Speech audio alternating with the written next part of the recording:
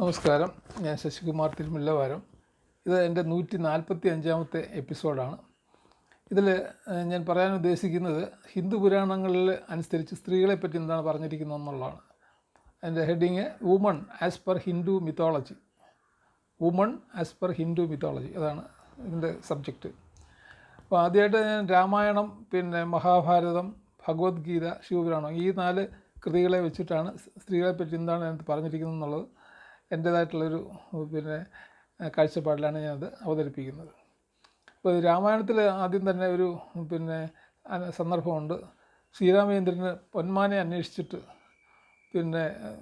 ഇങ്ങനെ പോകുമ്പോൾ ശ്രീരാമൻ്റെ ഒരു ആർത്തനാദം കേൾക്കും. അപ്പം സീതാദേവിയെ മോഹിപ്പിക്കാൻ വേണ്ടിയിട്ട് രാവണൻ പറഞ്ഞയച്ച മാരീചൻ എന്ന് പറഞ്ഞ ആ രാക്ഷസനായിരുന്നു ഈ പൊന്മാനായിട്ട് വന്നത്. അപ്പോൾ ഈ ആർത്തനാദം കേൾക്കുമ്പം സീതാദേവി വിചാരിക്കും ശ്രീരാമചന്ദ്രൻ എന്തോ അപകടം വരികയാണെന്ന് വിചാരിച്ച് ലക്ഷ്മണനോട് പറയും, പോയി അന്വേഷിച്ചിട്ട് വരാൻ പറയും. അപ്പോൾ ലക്ഷ്മണൻ പറയും, എൻ്റെ ജ്യേഷ്ഠനെപ്പറ്റി എനിക്കറിയാം, ഒരിക്കലും ആർക്കും ശ്രീരാമചന്ദ്രൻ ആർക്കും ഒന്നും ചെയ്യാൻ പറ്റത്തില്ല. അദ്ദേഹം വിചാരിച്ച ഒരു നിമിഷ നേരം കൊണ്ട് ലോകം മുഴുവൻ സംഹരിക്കാൻ കഴിവുള്ള ആളാണ്. അതുകൊണ്ട് അദ്ദേഹത്തിന് അങ്ങനെ കുഴപ്പമൊന്നും വരത്തില്ല, ഞാൻ പോകുന്നില്ല എന്ന് പറഞ്ഞ് നിരസിക്കും. സീതാദേവിയുടെ അഭ്യർത്ഥന നിരസിക്കും.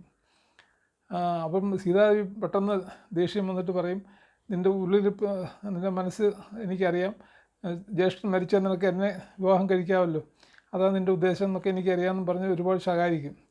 അപ്പം ലക്ഷ്മണൻ യഥാർത്ഥത്തിൽ അതൊന്നും ഉദ്ദേശിച്ചല്ലല്ലോ പറഞ്ഞത്. അപ്പോൾ ലക്ഷ്മണൻ പറയും, ഈ ഭൂമിയിലുള്ള സകല സ്ത്രീകളും ഇതുപോലെ ഹൃദയരാണ്, ക്രൂരമായ മനസ്സുള്ള ആളുകളാണെന്നും പറഞ്ഞ് അങ്ങനെ ഒരു ശാപം പോലെ പറയും. യഥാർത്ഥത്തിൽ അങ്ങനല്ല. യഥാർത്ഥത്തിൽ സ്ത്രീകളെ നമുക്കറിയാമല്ലോ, യഥാർത്ഥത്തിൽ അവർക്ക് ഇഷ്ടമുള്ള ആളുകളെ പറ്റി ആരെങ്കിലും എന്തെങ്കിലും പറയുമ്പോൾ മാത്രമേ ഉള്ളൂ അവരിങ്ങനെ പെട്ടെന്ന് ദേഷ്യപ്പെടുന്നു ഒക്കെ ചെയ്യുന്നത്. അപ്പോൾ അതാണ് അതിൻ്റെ കാര്യം. അപ്പോൾ സീതാദേവിയും ലക്ഷ്മണൻ കുറ്റപ്പെടുത്തുന്നത് ക്രൂരഹൃദയമായിട്ടുള്ള സ്ത്രീയായിട്ടാണ്. യഥാർത്ഥത്തിൽ അങ്ങനല്ല. സീതാദേവി ഭർത്താവിനുള്ള സ്നേഹം കൂടുതലുകൊണ്ട് അങ്ങനെ പറഞ്ഞു എന്നുള്ളതേ ഉള്ളൂ. അതാണ് എൻ്റെ ഒരു ദർശനം. പിന്നെ രണ്ടാമതായിട്ട് മഹാഭാരത കഥയിൽ ഇതുപോലൊരു കുന്തിദേവി തൻ്റെ മൂത്ത മകനായ കർണനെ പറ്റി ആരോടും പറയാതെ, അതായത് വിവാഹം കഴിക്കുന്നതിന് മുമ്പുള്ളൊരു മകനാണ്, ആരോടും ഒന്നും പറഞ്ഞില്ല. അങ്ങനെ അവസാനം ഈ മഹാഭാരത യുദ്ധമൊക്കെ കഴിഞ്ഞ് കഴിഞ്ഞപ്പം യുധിഷ്ഠിരനോട് പറയേണ്ടി വന്നു കുന്തിദേവിക്ക്. അപ്പം അങ്ങനെ പറഞ്ഞപ്പം യുധിഷ്ഠിരൻ പറഞ്ഞു, ഈ ലോകത്തുള്ള സകല സ്ത്രീകളും മനസ്സിൽ ഒരിക്കലും അവർക്ക് രഹസ്യങ്ങൾ സൂക്ഷിക്കാൻ കഴിയാതെ പോകട്ടെ എന്ന് പറഞ്ഞ് ശപിക്കും. യഥാർത്ഥത്തിൽ ധർമ്മപുത്രർ പറഞ്ഞതിൽ കാര്യമുണ്ടെങ്കിലും അങ്ങനെ ശപിക്കാൻ പാടില്ല. കാരണം എന്ന് വെച്ച് കഴിഞ്ഞാൽ എന്തുകൊണ്ടാണ് കുന്തിദേവി അമ്മ അത് പറഞ്ഞതെന്നുള്ള അദ്ദേഹം ചിന്തിച്ചില്ല. കാരണം ഒരു സ്ത്രീക്ക് അവരുടെ വിവാഹത്തിന് മുമ്പ് ഒരു കുട്ടി ഉണ്ടായെന്ന് പറഞ്ഞു കഴിഞ്ഞാൽ ലോകത്തെല്ലാവരും പരിഹസിക്കും. അങ്ങനെയാണല്ലോ ലോകത്തിൻ്റെ ഒരു സ്ഥിതി. അപ്പം കുന്തിദേവി അതുകൊണ്ട് മാത്രമാണ് അത് പറയാതെ പോയത്. കാരണം കർണൻ എന്ന് പറയുന്നത് സൂര്യനിൽ നിന്ന് കിട്ടിയ ഒരു വരമനുസരിച്ചുള്ള മകനാണ്. അപ്പോൾ അത് ഭർത്താവായ പാണ്ഡുവിനും ഈ മറ്റും പാണ്ഡവർ 5 മക്കളുണ്ടല്ലോ, അവർക്കും അതൊരു നാണക്കേടാവുമെന്ന് വിചാരിച്ചാണ് കുന്തിദേവി പറയാതിരുന്നത്. അപ്പോൾ അതുകൊണ്ട് പറഞ്ഞത് ശപിച്ചത് സ്ത്രീകൾക്കൊരിക്കലും രഹസ്യങ്ങൾ സൂക്ഷിക്കാൻ ഒക്കാതെ പോകട്ടെ എന്നാണ്. ശരിക്കും പറഞ്ഞാൽ ഈ രഹസ്യങ്ങൾ സൂക്ഷിക്കാൻ സ്ത്രീകൾക്കൊരു ഇതുണ്ട്. അതായത് എന്തെങ്കിലും രഹസ്യം എത്ര കാലം അവർക്ക് ഒളിപ്പിച്ച് വയ്ക്കാൻ പറ്റത്തില്ല. എന്നെങ്കിലും അവർ സത്യം ആരോടെങ്കിലും പറയും. അതാണ് സ്ത്രീകളുടെ പൊതുവായിട്ടുള്ള സ്വഭാവം. ഇതുകൊണ്ടാണോ എന്ന് എനിക്കറിയത്തില്ല, പക്ഷേ അങ്ങനെ ഒരു സ്വഭാവം എല്ലാ സ്ത്രീകൾക്കും ഉണ്ട്. ആർക്കും അങ്ങനെ രഹസ്യങ്ങൾ സൂക്ഷിക്കാൻ പറ്റത്തില്ല. അപ്പോൾ ഈ സ്വന്തം ഭർത്താവിനോടത് പറഞ്ഞാൽ അദ്ദേഹത്തിനൊരു അഭിമാന ക്ഷത ഉണ്ടാവുമെന്ന് വിചാരിച്ചാണ് പറയാതെ പോയത്. മാത്രമല്ല എല്ലാ മക്കളോടും ഒരു സ്നേഹമുണ്ടല്ലോ. മൂത്ത മകനാണെന്ന് വെച്ച് കൂടെ വളർത്തിയില്ലെന്നുള്ളതേ ഉള്ളൂ. വേറെ ഈ ഒരു കുതിരകളെ നോക്കുന്ന ആളെ കർണനെ വളർത്തിയത്. അപ്പോൾ അത് അങ്ങനെ സ്വന്തമായിട്ടൊന്ന് വളർത്താൻ പറ്റിയില്ലെങ്കിൽ പോലും മകനോടുള്ള സ്നേഹം ഒട്ടും കുറവില്ലായിരുന്നു കുന്തിദേവിക്ക്. അപ്പോൾ അതുകൊണ്ടാണ് ഇത് പറയാതെ പോയത്.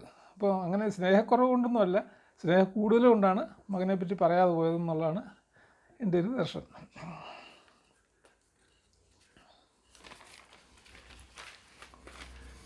അടുത്ത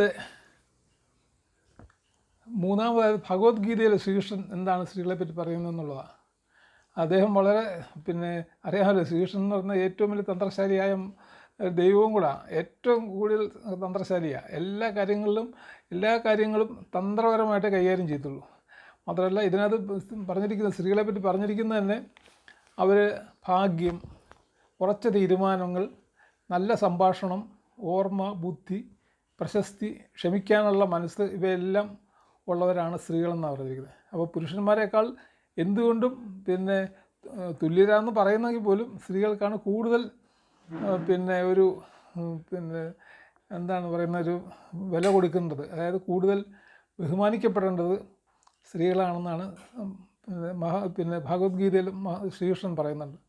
അപ്പം ശ്രീകൃഷ്ണൻ എപ്പോഴും സ്ത്രീകളുടെ ഒരു സൈഡാണെന്നാണ് ഇതിനകത്ത് പലരും കുറ്റപ്പെടുത്തുന്നത്. കാരണം ശ്രീകൃഷ്ണൻ ഒരിക്കലും സ്ത്രീകളെ കുറ്റം പറയത്തില്ല, എപ്പോഴും അവരുടെ സൈഡേ പറയത്തുള്ളൂ എന്നാണ് പലരും പറയുന്നത്. പിന്നെ നാലാമത് ശിവപുരാണത്തിൽ മഹാദേവൻ പറയുന്നത്, അദ്ദേഹം ഈ പറഞ്ഞതിൻ്റെ കൂട്ട് അർദ്ധനാരീശ്വരനാണ്. പകുതി പാർവതീദേവിയും പകുതി അദ്ദേഹവും കൂടെ ആയിരിക്കുന്നത്, അതായത് അർദ്ധനാരീശ്വരനായിട്ടുള്ള ഒരു സങ്കല്പമാണ്. അപ്പം ശിവപുരാണത്തിൽ മഹാദേവൻ പറയുന്നത് ഭാര്യമാരെ തീവ്രമായി സ്നേഹിക്കണം, അവർക്ക് തുല്യ പദവി കൊടുക്കണമെന്നാണ്. ഏറ്റവും തീവ്രമായിട്ട് വേണം അവരെ സ്നേഹിക്കാനും അവർക്ക് തുല്യ പദവി കൊടുക്കുകയും വേണം. മാത്രമല്ല ഭാര്യമാരെ പൂർണ്ണമായി പിന്തുണയ്ക്കുകയും വേണമെന്നാണ് ഭഗവാൻ ശിവപുരാണത്തിൽ പറയുന്നത്. സ്ത്രീകളെ ഒരിക്കലും നമ്മൾ അവരെ വിട്ടുകളയരുത്, അവർക്ക് വേണ്ടുന്ന എല്ലാ സഹായ സഹകരണവും സപ്പോർട്ടും ഭർത്താക്കന്മാർ കൊടുക്കണമെന്നാണ് പറയുന്നത്. ഒരു തുല്യ സ്ഥാനം മാത്രമല്ല, എല്ലാ സപ്പോർട്ടും കൊടുക്കണം. ഇതാണ് ഞാൻ എൻ്റേതായിട്ടുള്ള ഒരു വേർഷൻ. നന്ദി, നമസ്കാരം.